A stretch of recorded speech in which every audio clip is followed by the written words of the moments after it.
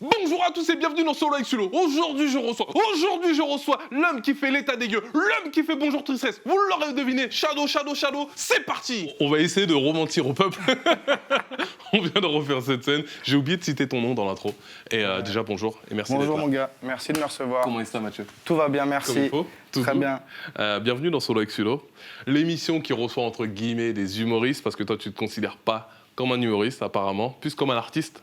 Je sais pas, si sur scène je considère que ce que je fais c'est le travail d'un humoriste. C'est plus youtubeur où pour moi YouTube c'est juste une plateforme et ça définit pas une forme d'art quoi, parce qu'on peut y faire ce qu'on veut. Du coup c'est plus youtubeur avec lequel j'ai du mal, mais non, sur scène je considère que c'est un spectacle d'humour. Comment t'es arrivé à la scène?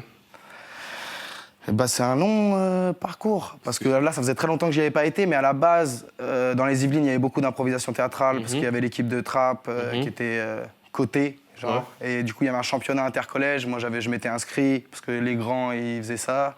Et du coup, et ça avait bien marché. Je m'étais su faire repérer par les juniors de Trappe. Et du coup, j'ai intégré l'équipe des juniors de Trappe. Ah, cool. Voilà. Cool. Attends, mais je crois qu'on va retourner directement le premier cadre. Avec celle-là? Ouais.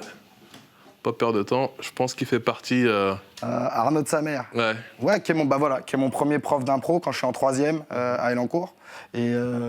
Et qui a eu la patience de me supporter. Ouais. Voilà. Et du coup, de ne pas me virer dans les premiers cours, et ce qui a fait que. Donc, t'as commencé très jeune. On m'a dit que dans ton équipe, il y avait des Issa Doumbia. Dans l'équipe adverse, qui était un peu votre pote, il y avait Alban Ivanov, il y avait Laurie Perret. Ouais. Donc, c'était toute une team aujourd'hui qu'on retrouve dans l'univers de la scène. Et toi, t'as fait ton bonhomme de chemin à côté. T'as commencé par l'impro. Après, t'es arrivé à Bonjour Tristesse tout doucement, ou t'as eu des trucs entre J'ai eu des trucs vite fait. En gros, j'ai navigué un peu dans le ciné indé. J'avais joué dans un film et toute l'équipe le portait un peu dans un film qui avait été réalisé avec 0 € d'Onoma et qui a été parti à Cannes, qui a été sélectionné un peu partout dans le monde. On a rempli le Grand Rex en pré-vente avec un chèque en bois, nous. Ah ouais? Ouais, en avant-première, 2700 personnes. Et on n'avait pas les moyens de le louer. Après, on a fait une tournée. Bref, Donoma, il doit être disponible quelque part, mais c'est un film qui a un peu marqué genre le cinéma guérilla en France.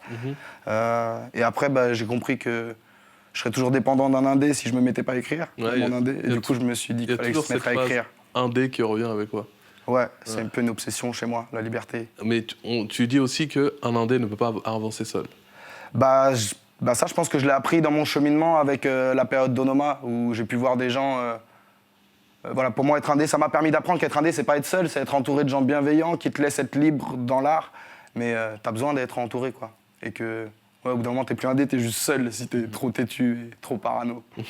Aujourd'hui, t'es en mode sur scène. État des gueux, ton spectacle au République qui fonctionne bien. C'est le moment promo, tu connais. Hein. Je connais pas, mais je m'habitue. On le glisse, comme ça c'est fait. Le spectacle fonctionne bien, t'es quasiment complet tout le temps. Tu t'attendais déjà à un retour comme ça des gens, de voir son vrai public en vrai, c'est pas des commentaires quoi. Oui et non. Je m'attendais pas dans cette dimension-là. Après, j'ai toujours été lucide. Par exemple, j'ai jamais mis partager, liker mes vidéos, etc. C'est pas une critique à l'égard des autres, mais du coup, je sais que en gros, les gens qui me suivent sont plus des soldats, entre guillemets, que les gens qui vont toujours chercher à créer de l'adhésion. Pareil, j'ai jamais croisé entre mes réseaux sociaux, ce qui est complètement con. Il faut que je le fasse, prévenir les gens que j'ai un Instagram, les gens que j'ai un Twitter.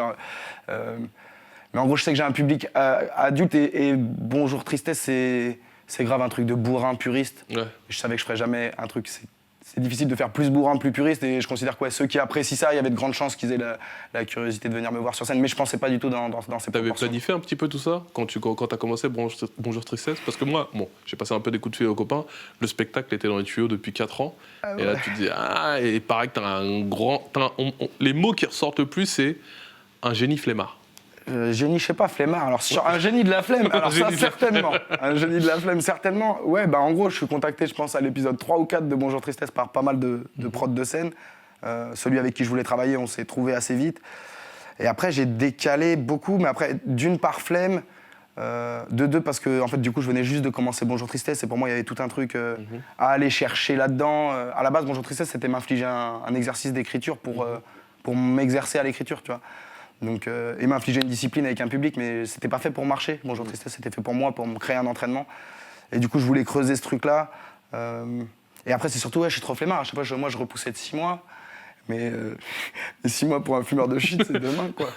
Donc voilà, c'est passé. Et quand j'ai vu qu'il y avait une autre Coupe du Monde qui était repassée, j'ai dit, allez, viens, mets les billets en vente. De toute façon, je savais que tant que les billets seraient pas en vente, tant que j'ai pas une enclume au-dessus de la tête, moi, je n'arrive pas à travailler, quoi.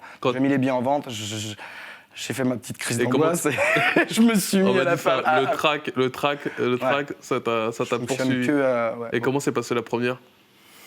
La première, c'était particulier. Après, je connaissais, je pense, la moitié de la salle, parce que moi, j'ai grandi en région parisienne et ça fait quelques années que je suis sur Paris.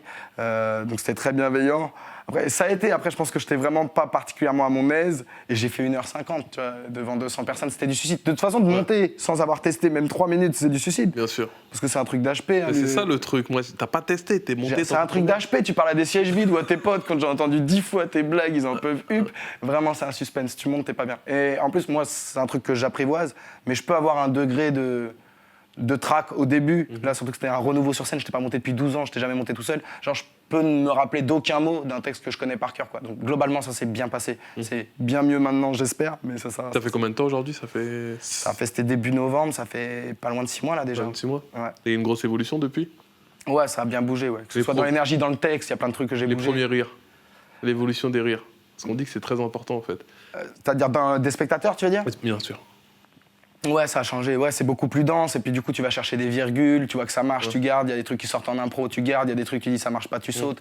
Mais c'est intéressant pour ça, le spectacle vivant, parce que, genre, je sais pas, ça doit être la 40e, là, 35e.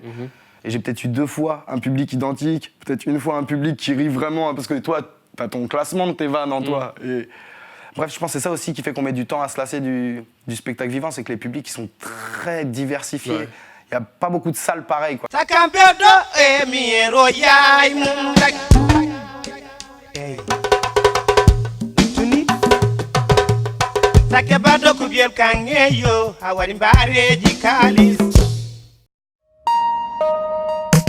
Clic Sport, c'est toutes les semaines sur Clic TV, c'est votre nouveau rendez-vous où chaque semaine, on vous propose de vous raconter ou de vous faire découvrir une légende du sport. Moi, j'ai plutôt vu ça comme, je sais pas, clic-clac, je sais pas. Et nous voilà en compagnie de notre invité toute la semaine, Kobalade. Bienvenue, c'est ta première télé ? Eh bah bienvenue, c'est chez nous, chez Clic, Clic-Clac. Moi, c'est la première interview que j'ai faite, c'est avec toi. On était avec mon groupe, je me rappelle encore de l'image, on était dans le studio, ils ont mis la lumière rouge, je sais pas pourquoi j'ai cette image-là, je m'en rappelle. Ouais. T'es le premier à y répondre sur notre chaîne. C'est quoi ta définition d'une clique ? C'est un groupe de potes avec qui on restera pas toute la vie. Pourquoi pas toute la vie ? Parce que sinon c'est une famille.